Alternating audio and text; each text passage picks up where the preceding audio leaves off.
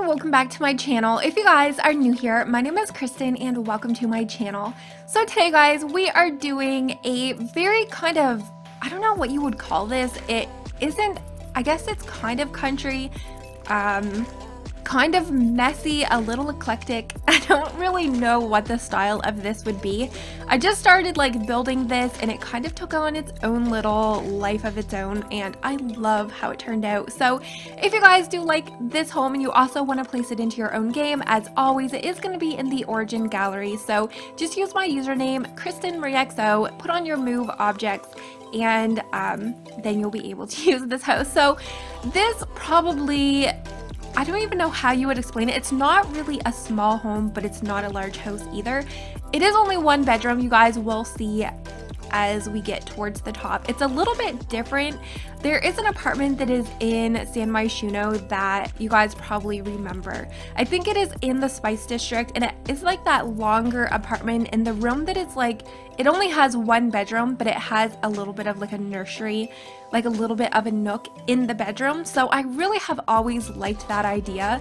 It turns into a little bit of an issue when the child ages up, but I think just the style of that is kind of what I really wanted to take inspiration from when I kind of laid out the upstairs. So this is, like I said, a one bedroom. However, there is also like a little nursery kind of like included within the bedroom. So if you had a starter home, this is going to be definitely over the price of like a starter home. I forget how much it was, but it is definitely not 20,000 simoleons because there's a lot of stuff and clutter in this house.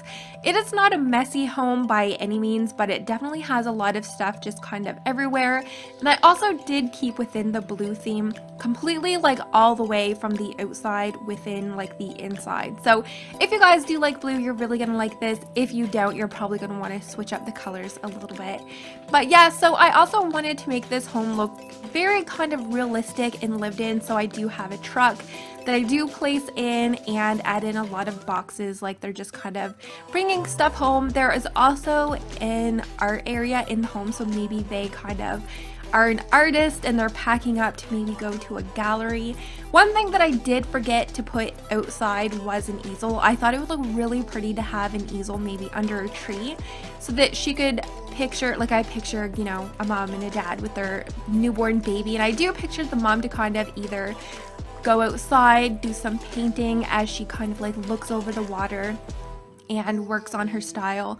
So that's definitely kind of an inspiration that I had, you know, very artsy. There's even an art area within the home, which you guys will see.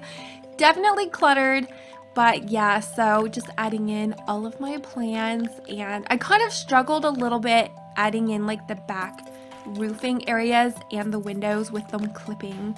But one thing that drives me nuts is when putting all of this ivy on when you're finished and you go to like build on the interior, it kind of like clips into the wall and it absolutely drives me nuts. You guys will see once I kind of go towards the inside to start furnishing the home, I have to like delete out a few of the ivy pieces, but because there's so much you really can't tell. And a little table and some lighting and a bird bath. I always love adding those. I can't remember if I actually remember to put in bird houses though. We have like a few of them. So I have been, you guys, on a building mission. Oh my gosh. If you have seen any of my other builds through the last couple of weekends, you have heard me go on and on about that I have just been on a building spree, and the problem with that is now I have so many voiceovers to do. Sometimes I just get so freaking motivated, and I built like back to back 5 different, there was like 4 homes, the vet clinic. I have no idea what order these videos are going up, but I could not stop building once I started, and I really needed to take advantage of that. I kind of think the winter break that I took in December really helped with that, to kind of get out of my builder's rut and come back with like some fresh ideas. And oh my gosh, so when I was building this kind of, I don't even know what you would call it. It's not really a doghouse, but that's what I originally was gonna build, and that little shed was a doghouse, but it was a little bit too big. And I might do something like that in some of my future builds, with trying to figure out how to do some different housing for animals on the outside, but I did go ahead over in that little shed and put in, there was like a garbage bin, the rack with like the shovels, and I think there's like bags of dog food, and even some like garden tools, the like little rakes, or I don't even know what they would be called because I don't garden. I love flowers, everything to do with flowers. I just don't like the actual gardening fact of it because I cannot keep everything alive. I either drown it out or starve it to death with no like food and water. So I think that's why I go so overboard with florals and all of the greenery when I'm building, because my grandmother used to have amazing gardens. Like, she would just spend morning to night. She used to have these like little padding things for her knees, and she would just live out in her garden. She was so proud of them, and I just always loved them. She even had this bird sanctuary. It sounds really weird, but within her garden, like, there was like this little walkway you could go behind her home, and every year for Christmas, everybody would just kind of get her a new birdhouse to add to it, and you would walk like on that walkway, and there was like bird houses everywhere. Like, I don't even know how many there would be, but yeah, so I've just always loved seeing gardens, and I just wish I had it in me, but unfortunately I don't. So I do flood out a lot of my builds with that, and I kind of think maybe that's why. If I was rich, if I was a millionaire, you guys, I would have the most beautiful landscaped home in the world because I'd be able to pay somebody to keep it alive. But yeah, in real life I suck at that. But yeah, so you're gonna see, I think this is like one of my, I don't know, I love how this kitchen turned out. There is so much counter space. There's a little table, and you guys are gonna see there's just so much blue everywhere. I kept within the theme, and it's definitely an awkward shaped home.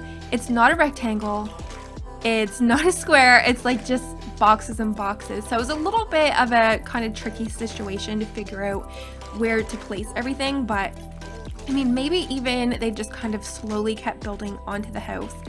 As you know, they got a little more money, they added on maybe this little art center, and yeah, so there's like the easel, all of her projects that I just picture her to just, oh, and I love putting those postcards wherever like the artsy area is in the home as like inspiration pictures, because my grandmother, I don't know, I guess a lot of my grandmother is in this home.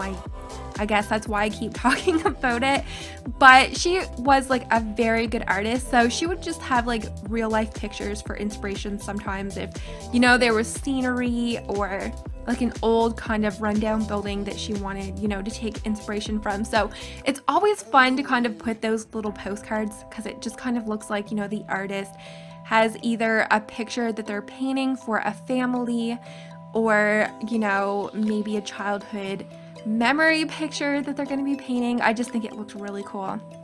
So yeah, this bed, I don't really use that much. It is not my style, but I felt like it just looked really perfect within this kind of home. So this is where I was talking about, where I have, you know, a little bit of inspiration from that San Myshuno bedroom, that it has that little nursery. So it is only one bedroom. If this child does, you know, if it will, when the child ages up, I think you could somehow rearrange this upstairs to have 2 bedrooms. I mean, it is such a large open concept kind of area. I don't know how you would do it, but I definitely feel like it can be done, and you would be able to make a really small bedroom for that child. So I didn't really want to do a dresser here because, you guys, I have not used the makeup table in a while, and I just kind of thought it would look really pretty in its own little area. Up here, I was even going to do some like artsy stuff, but I stuck with a makeup table, and I think it looks really pretty. So if you guys do use this home and maybe you renovate it, you know, to add in a child's bedroom, I would absolutely love it, you guys, if you tagged me on Twitter and kind of showed me how the bedroom ended up turning out, because I can just imagine how many different ideas and looks you guys come up with. So I really do hope that you guys do like how this build turned out, and like I said, it is in the gallery. So if you guys want to check it out, just use my origin username, KrystinMyrieXo, and put on move objects because you guys, this stuff is like altered around left, right, and center. So make sure to give this video a very big thumbs up if you guys did like how the host turned out, and also consider subscribing here to my channel where I do post regularly all things Sims, and hopefully I'm gonna see you guys in my next video. Bye guys!